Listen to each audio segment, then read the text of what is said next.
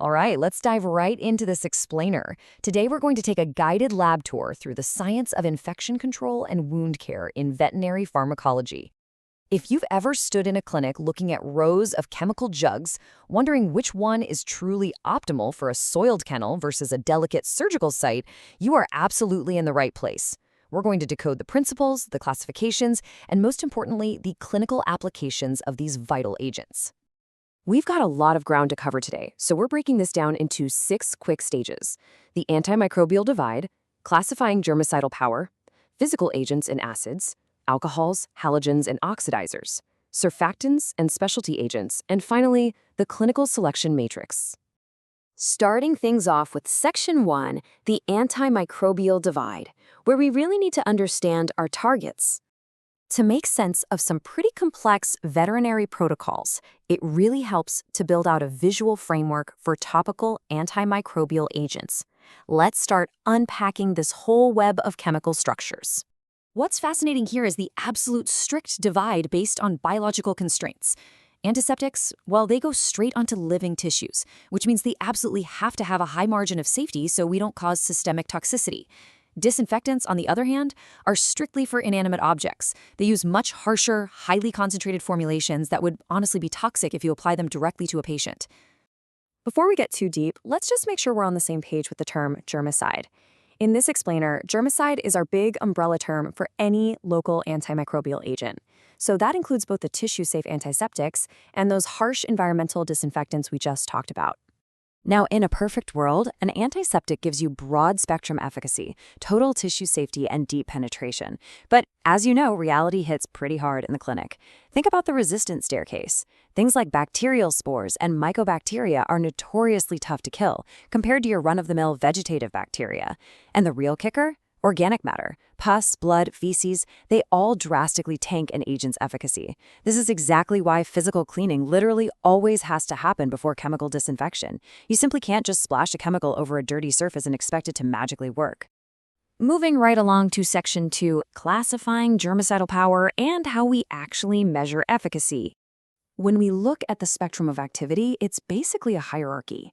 High-level agents destroy everything, even those stubborn spores.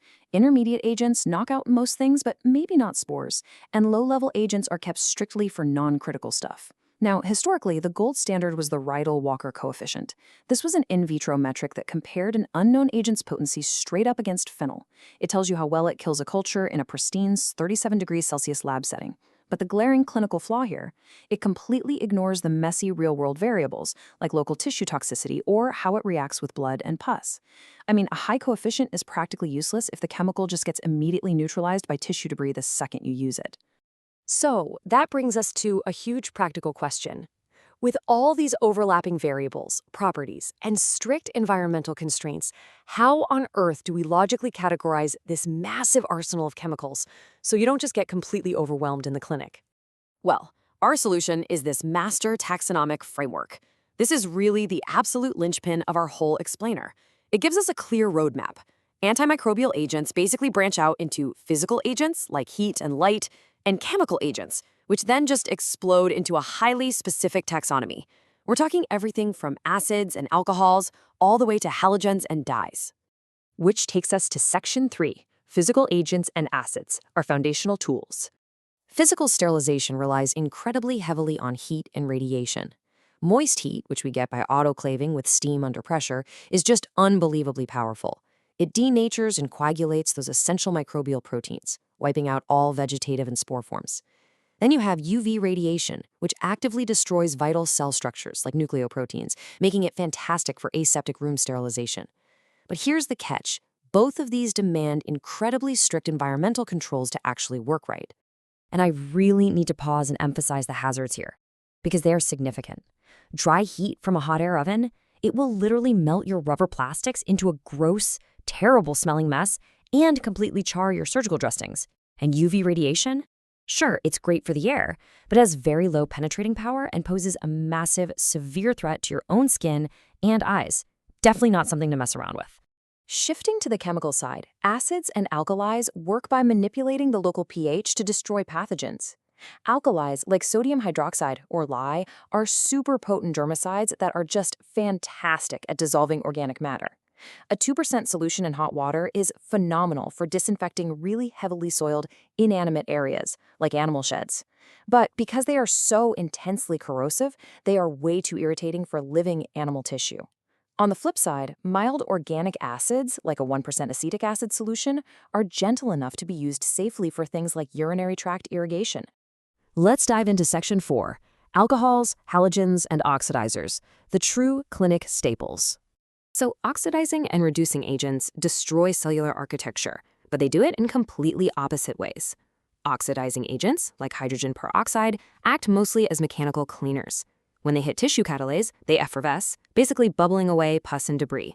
Believe it or not, it actually has pretty weak transient germicidal action. Reducing agents, though, those are your heavy hitters. Formaldehyde is an incredibly potent sporicide that actually keeps working even when organic matter is present. The big drawback? It is insanely pungent, highly irritating, and can require up to 12 hours of contact time to do its job. Next up, alcohols and phenols, which act as protoplasmic poisons. Ethyl alcohol hits its sweet spot at a 70% concentration by weight. Phenol is one of those historic standards that works remarkably well even in feces or sputum. But, and this is a massive hazard to remember, phenol is highly toxic to cats because of their unique liver metabolism. Never forget that. Meanwhile, halogens like iodine and chlorine give us broad-spectrum electronegative activity. Iodophores, specifically Povidone iodine, are brilliant. They provide a sustained-release reservoir of free iodine that is soluble, non-irritating, and crucially, completely unaffected by organic matter. That's why it's the definitive modern surgical scrub. All right, Section 5, Surfactants and Specialty Agents, and how they target specific vulnerabilities. Surfactants are super interesting. They lower surface tension and emulsify lipids to help with mechanical removal. Anionic surfactants, which are basically your everyday fatty acid soaps, are awesome for cleansing but have really weak germicidal activity. Cationic surfactants, often called quats, like Benzalkonium chloride, have a positive charge and are highly active against gram-positive bacteria. But watch out for this massive clinical flaw known as the incompatibility rule. Quats are instantly inactivated by blood, tissue debris, and anionic soaps. So if you prep a surgical site with standard soap, you absolutely cannot follow up with a quat unless it's been meticulously rinsed. Otherwise, they just neutralize each other completely. Then we have the biguanidines, which provide awesome sustained residual activity.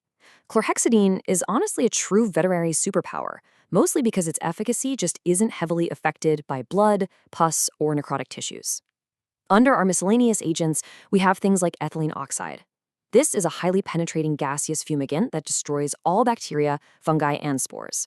Because it's an irritating, toxic, and even explosive gas, we reserve it strictly for sterilizing those heat-labile plastics that an autoclave's moist heat would just melt right into a puddle. Finally, Section 6, the clinical selection matrix, where we apply all this taxonomy. This matrix perfectly illustrates how the environmental challenge literally dictates your chemical choice. Got a heavily soiled animal shed with tons of organic matter that would knock out most halogens? Your best bet is a harsh phenol or sodium hydroxide. Prepping for surgery and need a hand scrub with sustained residual activity and low dermal toxicity? You're reaching for Povidone iodine or a 4% chlorhexidine emulsion. Dealing with purulent wound cleansing where pus would just deactivate elemental iodine? You lean right back on chlorhexidine's resilience, or use hydrogen peroxide for that mechanical bubbling effect. And for that expensive, heat-label endoscope, you're utilizing 2% glutaraldehyde or ethylene oxide gas. To bring this whole guided tour together, you really need to remember these 4 vital takeaways. Number 1, physical cleaning must always precede chemical application. Organic matter is the ultimate enemy of disinfection. Number 2, chlorhexidine is basically your clinical superpower because it largely just ignores pus and blood. Number 3, respect the incompatibility rule. Never ever mix opposing anionic and cationic surfactants. And lastly, always let your biological constraints, whether it's living tissue or an inanimate object, dictate the agent you choose. Which leaves us with this final thought to carry into your next shift. We've seen the resistance staircase, the tissue toxicities, and all those frustrating environmental roadblocks. So you really have to ask yourself, with so many competing variables and hazards in the clinic, is there ever truly a perfect germicide out there, or are we always just scientifically engineering the right compromise for the situation at hand?